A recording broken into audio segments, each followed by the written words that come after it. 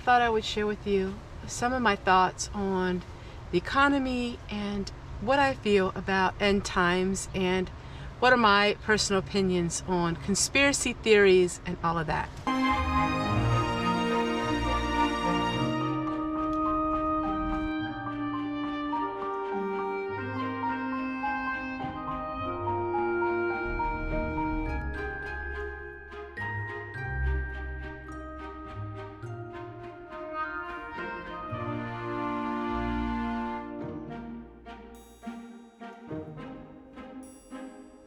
I'm sitting in here and I'm working on some of my linens here, getting ready for another end of the summer.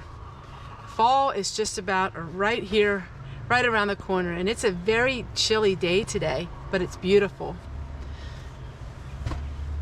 And I wanted to share with you a little bit my thoughts. So, a lot of people ask me in emails, can you address this topic or that topic? And while I always stay neutral when it comes to politics and things like that, I thought I would share with you a little bit of my background and a little bit of why prepping is so important to me. I did not grow up in a low-income home. I grew up in what would be considered an upper-income home. We didn't lack anything. We had nice things, and whenever we needed something, we had it. Now, my parents were not big spenders when it came to everyday life. Mother knew what it was like to live in the Depression, and mother knew what it was like to save. And my mother was a complete saver, tightwad person. But they did go extensively on trips, and they did have nice things. When they bought something, it was higher priced, higher quality, and it was really nice. I was known for having money. And back in the 1970s and 80s and 90s, my parents were affluent. And so they had things, and they had Cadillacs, and we had in-ground pool, we had trampolines, well, just about anything that we needed or that we wished we could have. Mother herself, well, she sewed her own dresses and she lived very conservative. They did like going on their trips, and they did a lot of missionary work as far as donating money to missions. But as a little girl, I dissociated myself with riches from day one. I was not interested in money. I was not interested in being rich. I was not interested in making money to be rich. I really did not like that idea. I was different. And so I was eccentric and unique and very different in my outlook on life. And as I grew up, I stayed that way. I never really cared much about jewelry, and I never really cared much about expensive things. That just wasn't my taste. I liked Little House on the Prairie. When I was a little girl, evenings at 7 o'clock at night was when Little House on the Prairie would come on. We waited until that time.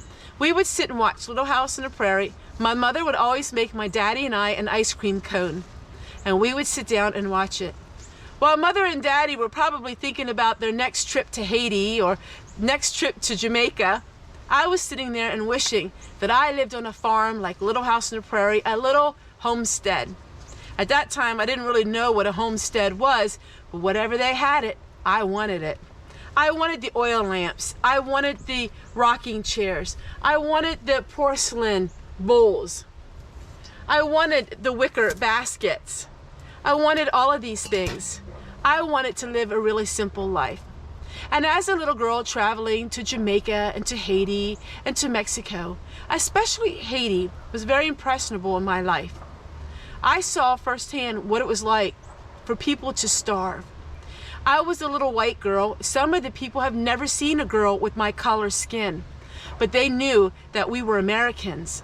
And whenever we would stop at any kind of road sign or anything, all the children would come and jump up on the little vehicle that we had. It was a Rover or something like that, that it could go all kinds of terrain.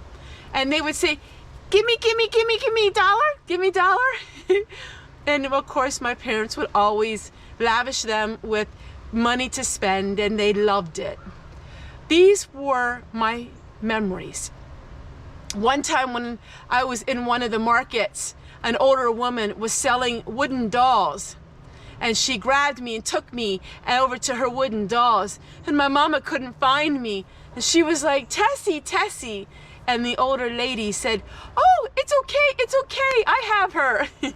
Of course, she did not speak English, but we could understand what she was saying. She spoke Creole, and Creole is what they spoke in Haiti. It was a little bit of French and other language mixed together. I don't know, I'm not a linguist, I don't know exactly what it was, but it was French and different languages. I remember as a little girl going to bed at night and hearing the voodoo drums in a nearby village, and how to me that sounded so scary. It was so dark, and we made sure that we were very safe and locked in our homes, because it was a very volatile place at times, being in Haiti, especially being Americans.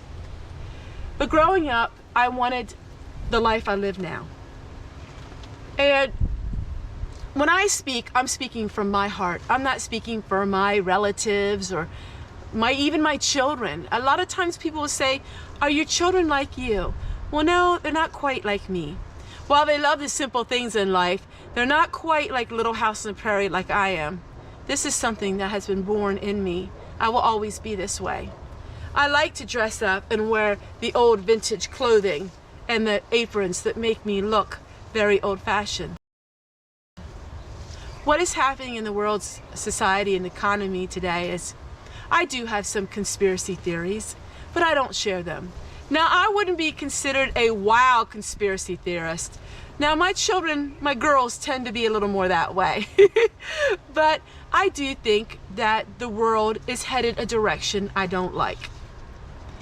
I am going to be speaking more about prepping. I'm going to be speaking more about the things I know about living a life that is very different than what a lot of Americans live. Not all. There are many millions of Americans that live very impoverished, very poverty type areas. I'm going to share with you a way of living that I had to live, but I love living it. And so that seems like a little bit of a odd thing to say. You mean you were happy when you moved into a place that didn't have proper running water? You mean you were happy when you had to heat your water on the stove? You mean you were happy when your roof was leaking? Not in the beginning. It took me a lot to learn because it's a lot of work, but I am happy this way. I'm sure there was days my husband would have moved in a second, but I don't want to move. I like where I live. People often say, well, when you get older, what are you going to do? You can't do the things you do when you're older. Well, who says I can't? I figure I'll cross that bridge when I get to it. There are many people that lived in the 1800s and 1900s and live today that haul their water, or they wash clothing a different way than the automatic clothes washers that we have today, that hang their wash on the line. Who's to say I can't do that when I'm older? And who's to say that if I don't do that, it will help me stay living longer? I think a lot of times people, when they get older, they just get bored. A lot of times experts say when a person retires, if they don't have any hobby or any focus on life, they get bored and they don't live as long. And my husband does a lot of heavy lifting, and I told him one day, you know what, that's physicalness. That's physical. That's weight. That's keeping your body in strength. It's keeping your muscles working. And it's just a way I like to live.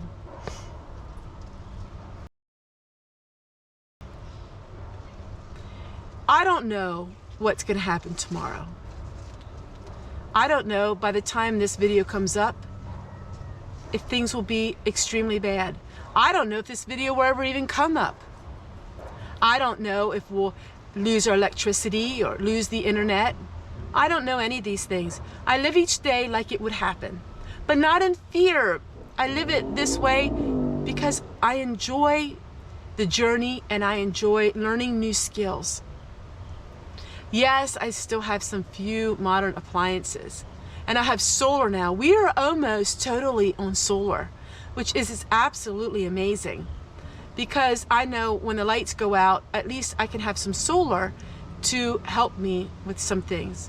I know not everybody can have solar, and there are many ways that you don't need solar. I mean, our ancestors did not have solar. And so while I believe that things are going to get bad, it's not going to be a doom and gloom on my channel. I'm not excited for things to get bad. I'm happy if things were different. I think that we are becoming a society that is trying to be censored in many ways. And I believe it is a small group of people that are running what is happening in our world. But I'm not going to get political because that's not who I am. So if you're looking for a politicalness, or if you're looking for the drama or the politics of it all, I'm not getting into that. I have my feelings, I have my thoughts. Oh yes, I do. But my channel isn't my soapbox of political issues. My channel is to share with you in a relaxing and a uplifting way when times do get bad. I thought I wasn't going to talk about bad times or talk about prepping, but I'm really doing myself a disservice by not doing that. And here's why. I know a lot about prepping because I had hands-on. Every day when I haul all of my gray water out of my home, that's a form of prepping, because someday people may have to do that. And while I do unconventional ways of canning, which are safe but yet using paraffin wax, or I'm sharing other things, I realize that I am giving a disservice by not sharing about prepping for perilous times. See, perilous times doesn't necessarily mean what you think it means right now, the end of the world or all of these things. Perilous times can be different things for different people. Some people, 1 week of no job is a devastating news to them. Some people live paycheck to paycheck. I don't live paycheck to paycheck, but I do know that my income may not always be there. And then I'd have to go back and do my bare bones budgeting, which I am doing, because I found that's what gave me happiness. Really, it has. We got some things that were needed, and we got some things that were wants. And that was really nice, and I enjoy those things, but my happiness doesn't really come from those things. My happiness comes from picking the things in the garden, making things with my flowers, creating rooms like this, bringing back the old-fashioned traditions to life. That's what brings me happiness. And I don't think I'm alone. And so while perilous times may come our way, some people would say they're already here. I would agree. We are not living in the United States of America that we lived in 7 years ago. There's a lot of things that are different. My ancestors would be shocked if they spent a week here now compared to what they were when they were living. They wouldn't believe the difference. While I could go into big details on what I exactly mean by that, that's not up to me to talk about. But I am ultra conservative. I stand by the Bible, and I'm very firm in my beliefs. And I'm a very loving person. I'm not a judgmental person. But don't mistake it, I am a person who stands on strong beliefs and moral values. Because I don't speak about hell and brimfire doesn't mean that I don't stand firmly on what I feel is right and what is wrong. But my calling is to be merciful. My calling is to share exhortation, to be an encourager. My calling is to share with the world that perilous times may come our way, but your faith and your love for people is what is going to get you peace in your life. And so while I work on my herbs, making tinctures in case we don't have any kind of hospitals like we used to, well, I think nature is the best way. Natural things, not pharmaceutical drugs. While I feel that oil lanterns bring peace and happiness and calmness, while I feel things like enamelware, old-fashioned things, are things that stood the test of time, it doesn't mean I don't like a few modern things, because hello, I'm on YouTube. Probably the most modern thing you could be, but this is my platform. No, I am not going to Rumble. No, I am not going to any of those places. I'm going to be on YouTube because YouTube is where God put me. And this is the largest platform where I can share my life with all of you. So I guess you could say, put on your seatbelts. It could be a bumpy ride. You could say that. I would like to say, put on your seatbelt. It's going to be a journey with a lot of excitement, with a lot of learning. It's going to be a journey with peace. This peace passes all understanding. When you have the peace that only the Lord can give you. I don't push my religion on anyone, but I'm not afraid to share it either. And we are living in end times. Whether people believe it or not, they can turn a blind eye, but things are happening that were spoken about thousands of years ago. Believe it or not. And we just may be living in even more things to come our way. And it could happen pretty quickly. But rest assured, as long as you got that internet, and as long as we got YouTube, I'm going to be sharing my life with all of you. And you won't be alone. Trust me, you won't be alone. Take care, everyone, and we'll see you guys tomorrow.